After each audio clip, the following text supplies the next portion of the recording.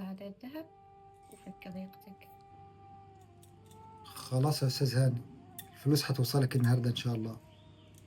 خلاص. إن شاء الله ما يحوجك لأي إنسان وتظل رافع راسك دائما، وإن شاء الله تسدد ديونك.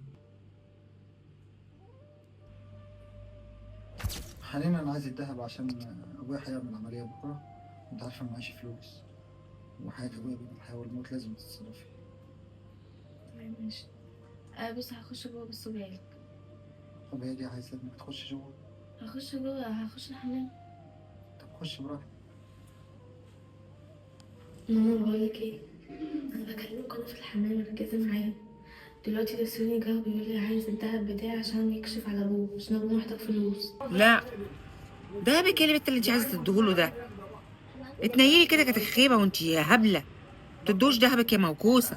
بس سوني، انا مش هديك الدهب بتاعي، معلش. يا حالين والله لو رجحهولك بس لا عشان لا لا، أبويا. ده ذهبي، ده ذهبي، وده سند ليا، عشان معلش. أديك إزاي؟ بقول لك أبويا. معلش.